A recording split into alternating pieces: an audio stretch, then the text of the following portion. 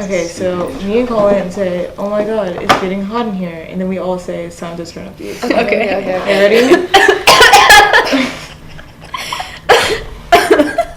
You ready? Go on.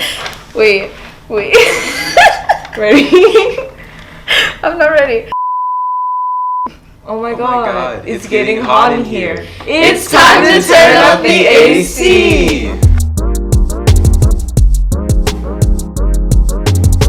Okay guys, welcome back to another episode. I'm Autumn. And I'm Colin. And today's episode, since it's February, it's Black History Month. Power to the people. Can I not say that? No, you What do you go say? ahead, go ahead. Exactly. Power to the people. Like what? Period. And today we have two beautiful guests with us who are... I'm Wingel, and this is... I'm Lydia. Do you want to tell us your age, name, social security number? Oh. Occupation, everything. Yeah, all of it. Mother's maiden name. Okay, I'm Wingel. I'm a junior at Garland High School. I'm secretary of the Black Student Union. Woo! And as for occupation, I work at Olive Garden. I'm a hostess. Wow. Go to Olive Garden to see her. I won't give you a discount, though. Oh, damn it. She's lying. Show up and ask for free food. I'm Lydia. I'm a senior. I'm currently unemployed. Times are hot. And I'm the media manager of BSU. Yeah. Wow. Snaps all around. And if y'all didn't know, Autumn's also a part of the BSU board. Yeah. I don't know what I do on the board. I just know I have a position. You're the liaison. You Oh, reached there we out. go. I'm the club liaison, so you Yeah. should join us. Mm. Do you have a position on the board? No, but I am the film club president. And guess what? No one cares. Well, that's because you're the secretary. Okay. Oh. Continue on. So today we're gonna be talking about, I guess, what it means to be black, guys. Like, we're all very black people, and we're proud of that. So let's And talk an about it. educational environment. Yes, Yes. and educational environments. And then we have funny questions along that because this needs to be entertaining. Yes. So, ask the see. first question. I don't have my question in front of me. Oh, actually, I remember one. What's your favorite thing about being black? Oh, that's a good one. Okay, you can go ahead. I just feel like, I don't know, we're so resilient. Like, there are so many facets to blackness, and it's not a monolith. And I really just appreciate that. And the food. The food. The is food. here. Yeah. I would say that I feel like it's so easy to connect to somebody because of shared blackness, and there's mutual experiences that you can find with each other that allows you to connect so easily that you can't find anywhere else, and communities form so easily off of that. And yeah, I think that's something I've cherished throughout my life. I agree. It's really sweet. Oh, am I next? Okay. So, low-key, guys, I did majority of the funny questions because No worries. that's... Oh, actually, this is a pretty serious one. Since we're in February, what does Black History Month mean to you? Why do you think we celebrate it? Why is it important in the first place? Do you have an opinion? Go ahead, sure. I don't know. When I think about Black History Month, I always think it's cool to be black, but what do we really do? What do you mean? What do we do? What do we really do? Like Not during black Black people, I History mean the month itself. Oh, It's definitely gotten commercialized. most definitely. Yeah, I agree. I don't know. It feels like we don't really celebrate anything. It's just kind of we're I black, think- we're cool. And it's very sad that they give us the shortest month. Is that a Right. joke? Are we a joke? I think sometimes we just use it as an excuse to be like, oh, you can't say that to me since it's Black History Month. Oh wait, I have a question. What do y'all think about people who make jokes, or what do you think about the Black History Month jokes that are if you're half black then you get into the 14th, or when people are if you're black then you have to pay me $10, if you're half black then 20. $5, and then you have to pay black people $2, and those kind of jokes. I definitely laughed at them once or twice. Yeah. But Yes, I do I think did. they're really insensitive to black culture and black people because, what is the quantity of your blackness? If you are half, you're a quarter, you're still black at the end of the day, and everyone will see that about you. And that does not change the fact if you're half or mix of something. I agree with Autumn. I agree. Yeah. Colin, go ahead. Oh, okay. Wait. I don't know if it'll still be recording. I hope it will. No, it will. Okay. Where's my thing? The other Okay. one was, okay. If there was one thing you wish other races of people understood about black people, what would it be? The hair takes a really long time to Yes. do. Yes. Doing black hair takes a very long time. Yes. I bet like we all know that one annoying girl who's like, oh, my hair's so thick and long, and like it takes me forever to do. Like, no, you don't understand. You Like, you It's a whole understand. other What the universe. fuck? Um, Cut that out. Something that I wish a lot of people, especially since we don't live in a primarily black area, I feel like a lot of non-black people like to, like I said, think we're a monolith. People are surprised I listen to Clairo. Right? Like what? It's Right? Clairo. Like I know. okay. Like Pause about Clairo. Someone hates on Clairo every time I mention her. No, because you're like a Clairo Glazer. It's too much. I love Clairo, guys. Like, she got screwed in the Grammys. she but really did. She deserves all the glaze. Yeah. Genuinely. Charm was a beautiful album. I don't even know who St. Vincent is. So, I don't see the hype personally, but y'all got it. But no, like onto the back to the thing. I agree with the hair part, especially because when I had like my twists for like those 3 weeks or whatever, people kept calling them dreads, and it like really got to me. Yeah, I went through that in middle school. They called me Travis Scott, and they slapped my forehead. Stop, I've heard Travis Scott too. Yes, they slapped my forehead. I'm so serious. It was not fun. Actually, speaking of school, we should talk about like those experiences like in school. Oh, yeah. yes. so if you can see, we're all black people, but we Yes. all do different programs. Yeah. So, Colin, Lydia, and I all do IB. Well, like, I don't. I do ECHS. I do early Yes. college high school. Yeah.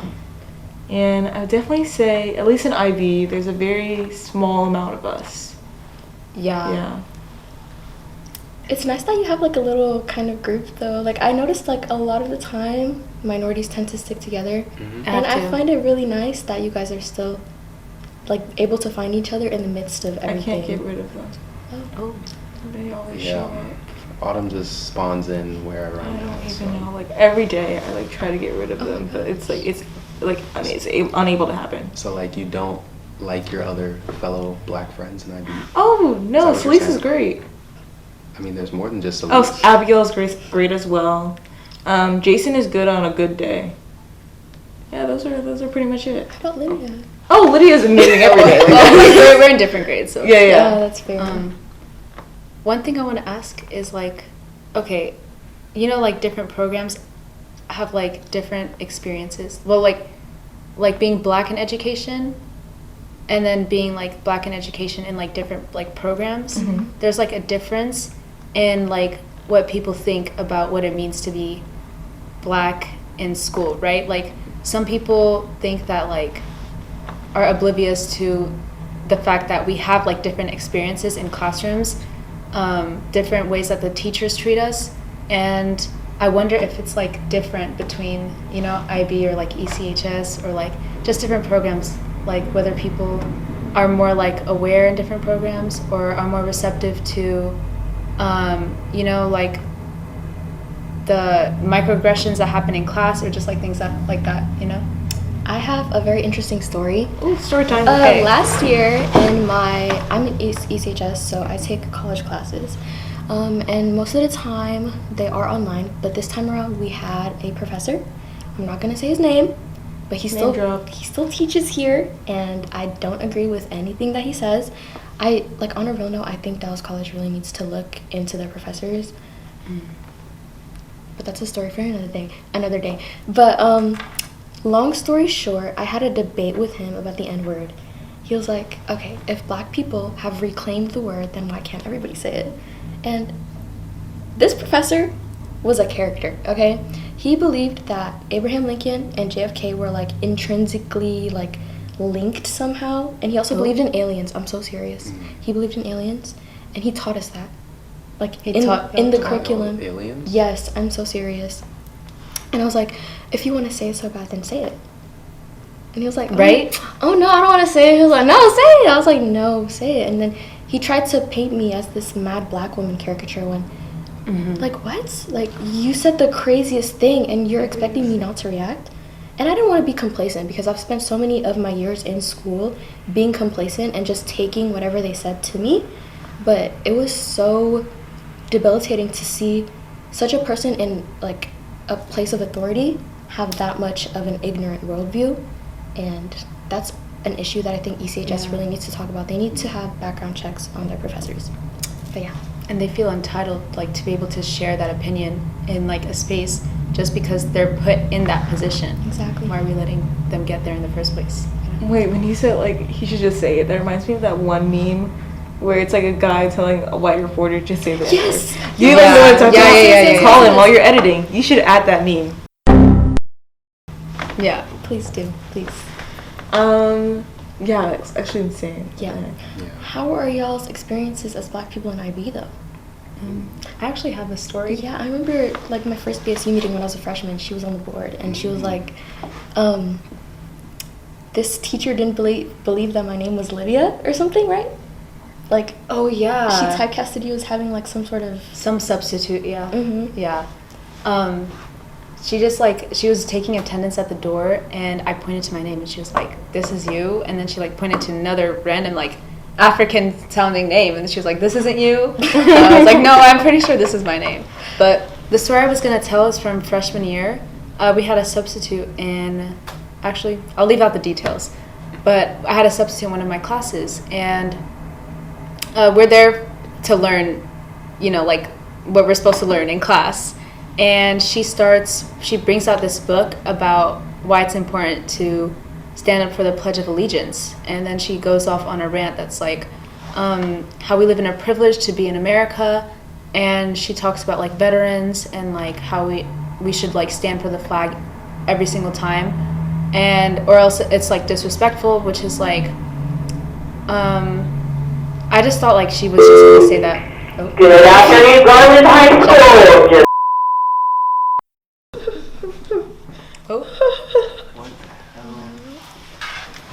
Okay. Okay. Should I start the story over? Yeah. Okay. So, one day I went to class and there was a substitute there, and I thought we were just gonna go through, like, normal curriculum, like lesson plans that the teacher leaves. But instead, the substitute teacher brings out this book that, like, has the Pledge of Allegiance on it or something, and she starts talking to us about why it's important to stand for the pledge every single day and how it's disrespectful if we don't to veterans. And I guess there wasn't, like, a huge issue with, like, her saying that. That wasn't what, like, raised what raised a red flag for me. But after she does that, she starts talking about specifically why we're privileged to live in America and how America is, like, so great. And she continues to speak about that. And at this point, I'm kind of looking around, like, seeing if other people are, like, as weirded out by this as I am, because that's definitely not the lesson plan that the teacher left for the day. But so I actually started, like, a voice recording on my phone, because I don't know how, I just felt like I knew something worse was coming. And so then she goes on to say, be glad, verbatim, these were the words she said, be glad you don't live in a place like Ethiopia. Yeah. You're lying. I'm so serious. And she goes on to talk about, like, she starts, like, basically dogging on Ethiopia and, like, talking about how her daughter lived there. This was, like, a white woman. And she was, like, talking about how her daughter lived in Ethiopia for, like, 12 years and how we should be grateful to be able to live in a place like America. And in my mind, I was thinking, like, your daughter's the one who moved there. Like, if it was as bad as you're saying, like, she could have just moved back. Like, and then she was saying, but she saw me, like, kind of, like, looking at her. And then she was like, but I love the food. The food is great, though. The food is great, right? And at this point, I'm like, okay, this is really weird. And I start, speaking back to her. And I'm like, she was saying some stuff about how every single kid in Ethiopia, like, they have no education and how they have like zero opportunities. And then I was like, that's a lie, because I started like talking about how my parents were born and raised there and how like they had an education. Like my mom like went to college there, and so like it's not just one like universal experience that everybody thinks of, but that some people think of when they think of like Africa, right? And then after that, some other people start speaking up too, and talking about like how on like native reservation, if it's so great to live in America, then why are there some like native reservations that don't have clean water? The government like cutting off like resources to like certain areas. And at this point she's really pissed, like she's absolutely mad, and she decides to take her anger out on me. So she tells me to come speak to her in the hallway, and I was scared, honestly. Like I did not want to go speak to her in the hallway. I was like, no, like we can talk in here, like say what you have to say like in here. You're brave. You're Yeah. brave. I went there. I was like, say what you have to say in here. And she's like, no, I need to speak to you in the hallway. And then I was like, okay. And I left my phone. I should have brought it with me, like, because it was still recording. But I left my phone. And as I was walking out, like, my classmates were like, Lydia, we're scared. Like, we're scared for you. We're scared for you. And I was like, you're scared.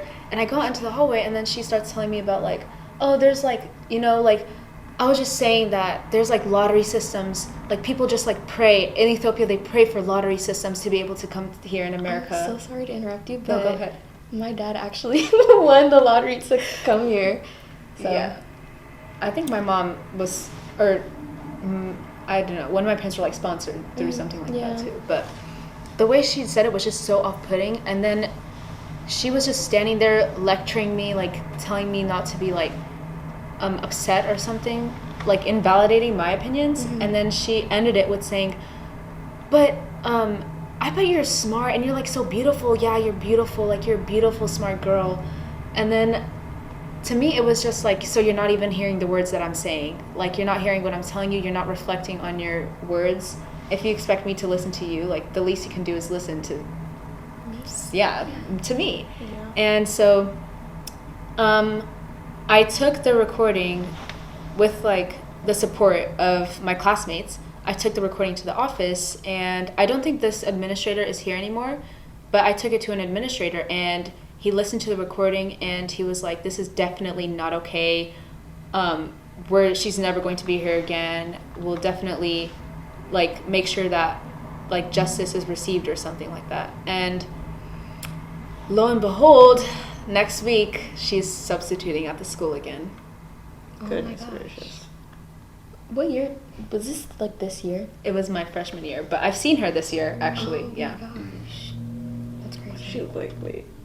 Have I? Oh, we have my guesses. Yeah. Okay. Okay, on a lighter note. Actually, is there anything else you want to add about being Black in education? I mean, mine's not as deep as Lydia's, for sure. Mine's like nothing crazy. But I will say that, and this doesn't apply to IB as much, but having the name that I have a very white sounding name. My full name is Colin Charles Thomas. So like, it's, people assume I look differently when they see me. And I remember one time, this was last year, I had parked my car in like one of the teacher parking spots. So an administrator came down to come see me, and I was in basketball practice at the time. And she came in and asked my coach, she was like, I need to see Colin. And there was one white kid at the practice, and I remember she was staring dead at this kid, expecting it to be him. And I walked forward, and the look in this woman's eyes when she saw it was me was like, Really? and then she like just told me everything like she needed to tell me. But even still, it was weird. I was like, I know you expected someone different, and I don't know. That's like, it's nothing like that, but I feel like it's like one of the little microaggressions we experience. I agree. Yeah. I feel like the buildup of, like, I'm sure we all have stories for like days and days, but I feel like the buildup of these microaggressions or like experiences that make you just feel uncomfortable over all these years of education, a space where you're supposed to go to learn and gain knowledge and better yourself, it just becomes like psychologically damaging to the point where you are hyper aware of your blackness in all spaces of like academia, and it's so tolling on you to the point where in certain spaces like you think of your blackness first before everything else. Like you think that's like hyper visible, or like you think about that and how you shape like your answers whenever you respond to a question in class, or whether you think people are like undermining your responses to something, or whether a teacher is like racist or not. Like these are things you have to think about, you know? What's it called? Me and Jason had like a really serious conversation the other day about being called whitewashed because we're in IB and being in these specialty programs, because there's not a lot of us, and then usually you're around non-black people. So I was saying to him, like, sometimes when you go into these spaces with a lot of black people, it feels like they don't want you there, or it doesn't feel like you're invited to these spaces because they believe or perceive you as whitewashed because you don't have the same experience as them. Like, you might talk different, you might walk different, you might think different, and it automatically feels like we're separated from the masses. Yes, I agree. I definitely feel like sometimes, and I've experienced this within like the black community, I feel like black people and non-black people like inherently associate wanting to pursue more academically like with whiteness. In middle school, I went to a charter school. It was very small, very sheltered community, like 40 8th graders in my graduating class. Goodness. Nothing. It was nothing. And we had like a valedictorian system, and I was valedictorian because I cared about my grades, and it was a bad school, I'm not gonna lie. And they always accused me of being whitewashed, and I'm like, why do you equate being whitewashed with intelligence? That says a lot about you and your upbringing, you know? Like, but yeah. I like that. So let's move Did you over to hear a lighter this? note. This is a really Wait. serious. I Oh, have go a ahead. question. Go ahead. Okay. Did that like kind of comment come more from like non-black people or black people? Do you Both. think both? Both equally, weirdly enough. How did it look? Like, what was the difference in how it made you feel versus when like one of your non-black peers said that to you versus like your black peers? Okay, I'm gonna answer that question, but I also wanted to add, Yeah. a black teacher accused me of being whitewashed because I brought a salad to school. What? Okay, Like salads are white now. shit, like, oh, wait, can I curse on you? No, it's fine. Okay, sorry.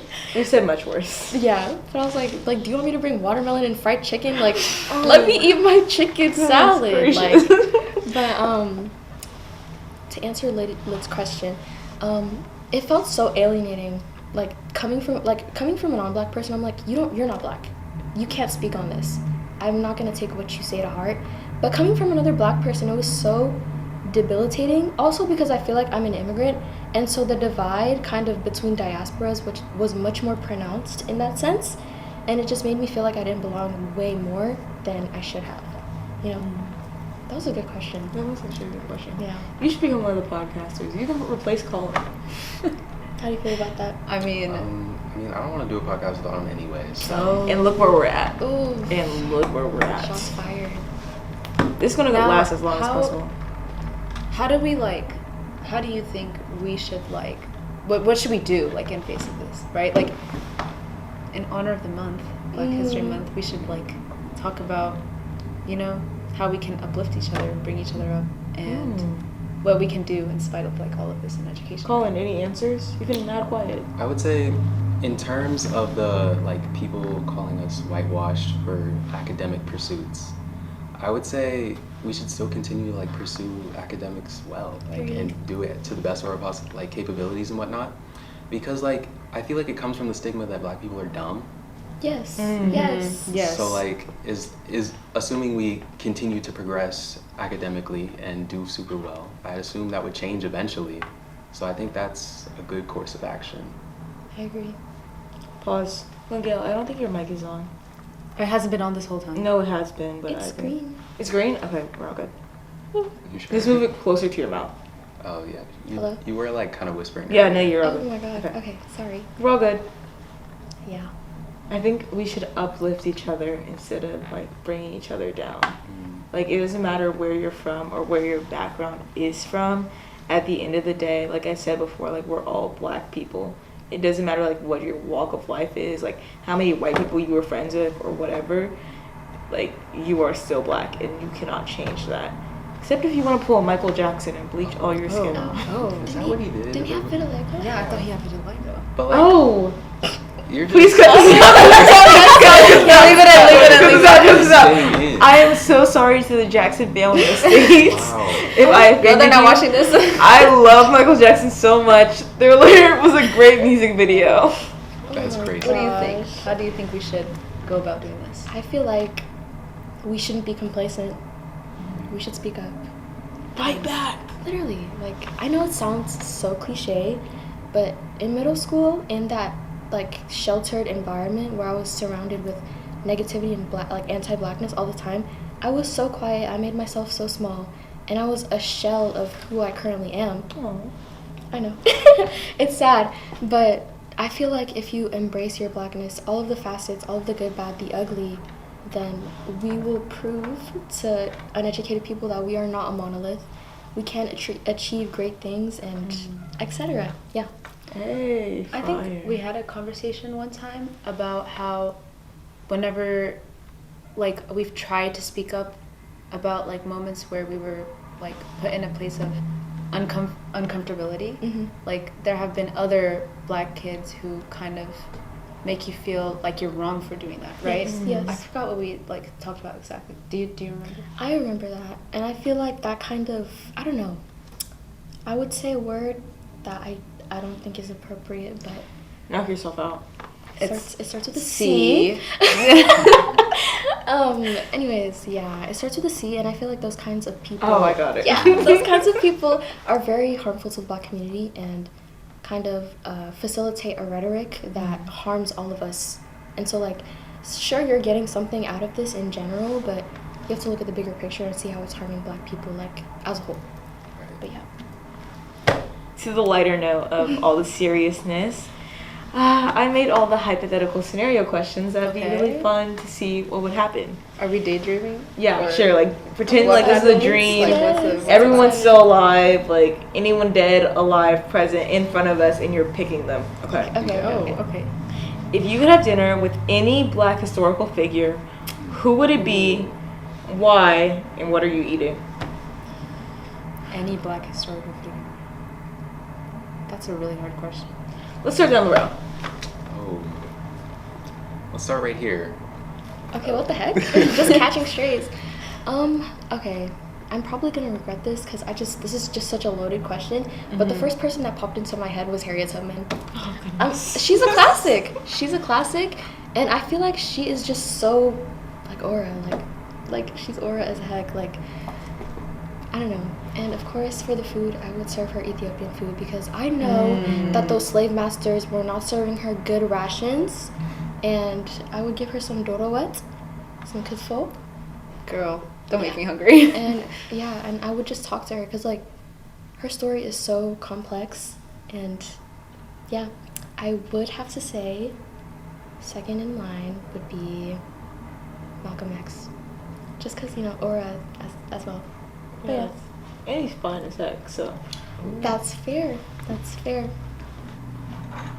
Yeah, you're next. Me? Yes, go ahead. I need some time to think about it. This is a loaded Okay.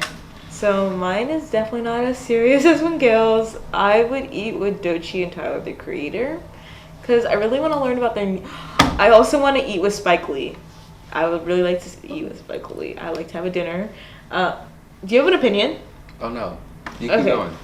And I really would just want to know his like movie process, and then I really want to hear about like Tyler and Doechii's like musical thoughts. Like, why do they think about music the way they do? What are we eating? We're eating vegan food, to be honest. We're eating Why vegan tofurkey food? because I really like Tofurkey? I really like vegan food. We're Really? eating vegan mac and cheese. There's this one place in DC called New Vegan. It's like a black-owned vegan restaurant. It's one of my favorite places in the world, but I would eat vegan food with them. So I can see their reaction when they try it. The two people who haven't answered. Colin? Oh, I mean, I don't know why I didn't think of this sooner, but I would eat with my glorious king, Oh. LeBron James. Oh my gosh. LeBron. What can I say? Guys, can we man? sigh? 3, 2, 1. Guys, I don't know why we're sighing here. we're talking about the LeBron I James. felt this coming from here. I was like, when you said, let me Ramon James. give me a time to think, I was like, he's gonna say LeBron. I know he's gonna say Okay, but what would LeBron. you eat though? And why? We would eat everything. It's LeBron James. Like, I think we'd eat tacos. That's valid. Just tacos with LeBron. Doesn't that just sound majestic? Doesn't that just sound like illustrious? Sounds like a date. Exactly. That's cute. Do you want to marry LeBron? Do you If he's want willing. a piece of it? LeBron James, please save yourself. Please. Can I change my answer actually? Good. To LeBron. Okay. No. Close second though. You know Tamrat Desta? Sounds familiar. He's an Ethiopian artist, and I believe he died in a car accident. Oh, Yeah. yes. Yeah. Yes. But yeah, he died in a car accident, and he just seems like a really cool person. And I feel like in this universe where we're having this hypothetical, language barriers wouldn't necessarily be a thing. My Amharic isn't necessarily as good as it should be. And I feel like having a conversation with just a very important voice in the Ethio jazz / Ethio pop scene would be interesting, just to see his POVs and stuff. But yeah, That's a good answer. I like that thank answer. you. Can I add an answer? Because Go. do you need more time? I think I have my answer, but you can go. Okay. Well, I'd like to add a more serious answer. I'd like to talk to Mansa Musa, who was one of the richest people ever, you know? Yeah. And just like, I don't know, I feel like it'd be really interesting to see what that was like for him, you know? Like being one of the the wealthiest person in like his known region ever, right? And then also like being black and like having a whole black society and leading that and what that was like. But I feel like to him, that was his normal. Like, you know? Like, yeah, I guess It maybe would be a good conversation. hopefully he'd have context of like what life is like now for us, and so like I don't know. So like he would come down from heaven and then just Yeah. yeah. Ooh, I have another one, but I'll go after you. You can No, you go Okay. first because you have another. I would eat with my grandfather on my maternal side. He passed when my mom was a baby, or not a baby, but like she was pretty young when he passed, and he was a general in Ethiopia, and he was of pretty like high status. I think like my grandma, when my grandma and my grandfather got married, my mom told me how they went to the king to receive blessing for their wedding. Wow. So I think I would just talk to him about what it was like to, you know, just live in Ethiopia at the time and serve, like what it was like to serve Ethiopia, like his country, and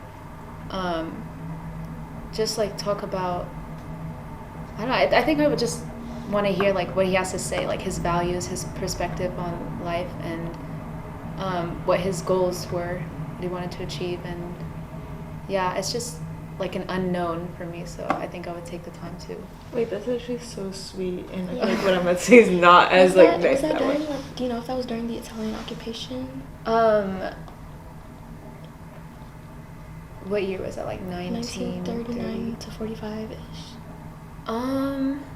Mussolini era. No, I don't think so. No? No, Okay, it was afterwards. Go ahead, Autumn. So, okay, I didn't say since- what we would eat. Oh, yes, go ahead. What are you eating? okay, No, go okay. ahead. We would eat my grandma and my mom's cooking. Aw. Yeah. That's cute. That's actually really sweet. Okay, so as a debater and having read literature, I would really like to talk to Wilderson, Bell Hooks, and Sexton about their Wilderson. Yeah, I would actually really think that'd be an interesting conversation about their opinions about Black lives, and then Bell Hooks' opinion about Black women in society. And I think that'd be a really interesting conversation. We wouldn't be eating any food. We would just be staring at each other until someone brings us a really like lukewarm cup of tea, and it has no sugar in it either. It's just a tea bag and water. How specific? No, guys. And then someone appears with a dry biscuit. Who is it? It is Immanuel Kant himself. What? Appears with a dry biscuit, and we then talk about black people. Period. I like how the conversation is the food in that scenario. Right? Because, Yeah. you know, the conversation very interesting. This thing was straight about LeBron and why he wants to be with LeBron, but we don't talk about that, We do love we? LeBron. We do. She Okay. gets it. Do you think we have one more time for one more question? Yeah. Do you want to give yours or do you I want don't mine? know. Yeah, that's obvious. Okay. Ooh. I'll give you guys your choices and then you can choose what to answer to. Okay. So I said, if Black History Month had a soundtrack, what is it? What is on it? And then I have, if you could travel back in time at any moment in Black history, where would you go? And then I have a similar, if you were throwing a cookout and could only invite 3 Black people, who would it be? And then, what are the top 3 all-time best Black films? You guys can all choose to answer different ones or the same one. Converse with yourselves. Those are really good questions. Those are really good great questions. questions. Huh. I have to think. A moment of silence. I know my question, but I don't know my answer. Okay. What is your question? I'm gonna choose the one about time Mm. because I love history. Am I spelling your name? It's Yes. kind of history adjacent, not the one that everybody's on, but the secret one. But yeah, that's my question. Okay. Your question? Your question? Oh, mine's gonna be the film one. That's obvious. Yeah. I could have answered the other ones too. Eh. I just chose. Mm. Are you gonna answer your question, Otto? No, I'm gonna go for like I- I'll choose. I don't know. Oh shoot, because I'm between the film one and the soundtrack one. If Black History Month was a soundtrack. Mm-hmm. Ooh, I have it. I Okay. have this song. Yeah, I'm gonna do that one, yeah. Then I'm gonna go with the film one as well. So, down the line. Okay. So. Oh, don't cut that. I'm not doing any Nazi symbols, please. That did look. What was a Nazi symbol? Please. What did you like, do? That was her. Please, no, don't cut me She into was any moving her My arm heart in an goes out. interesting way. Guys, we can't get too political. We can't get too political. But no, my top 3 Black films. I would say, I think Us, because I think that was shot very beautifully. That was really good. Then I would say Do the Right Thing, just because of its. Stop, you stole mine. That's my favorite It's movie the of all obvious time. choice. And then I would say the Malcolm X movie, because I think that was done really, really well. Snaps all around. That's a good one. Not her searching up movies. No, because I have to like look at them. For my question, which is the history one, I feel like I make like my entire personality by being Ethiopian, but that's just who As I it should be. am. That's just who I am, guys. Facts. And I also love history, so I would probably travel back in time to the Aksumite Empire in like during King Izana's reign, just because he was such an influential figure in Ethiopian history. Yeah, he built like so many churches, and he facilitated the spread of Christianity. And as a Christian, I feel like I would just really belong there, and I feel like I wouldn't have any of the goings on of the modern world to worry about. Just a very simple time. So that's where I would go. No, Do you want to go next? No, you can go. Down the line. It's this song by Mavi. Just because of the lyrics. Let me read some of them out. Ooh, spoken word. Oh look, yeah. Yeah, it's a spoken Slam word poetry. song.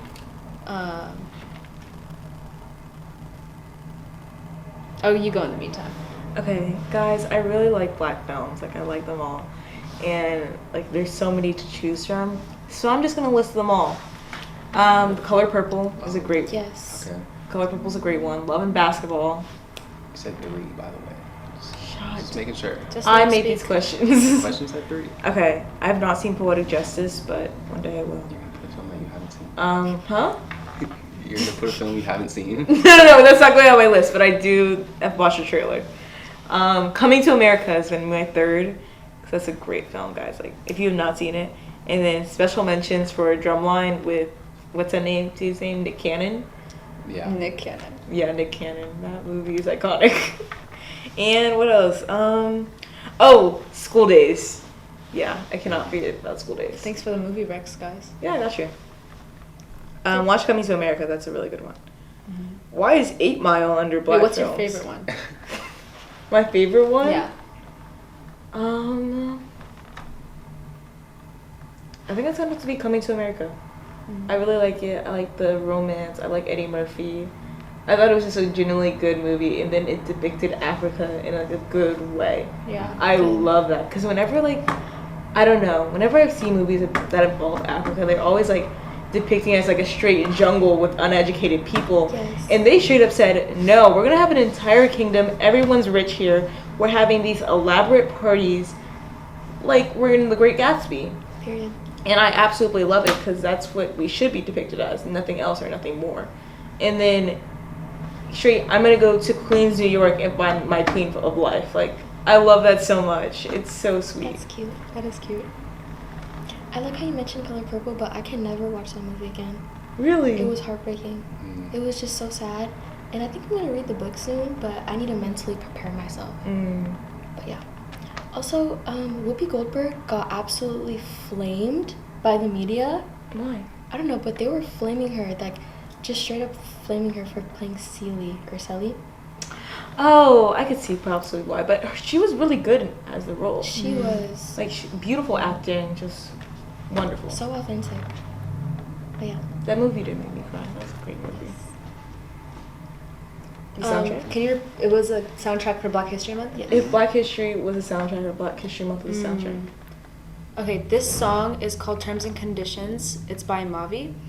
And it's like a kind of spoken word song. Should I read some of the lyrics? Go ahead. Okay.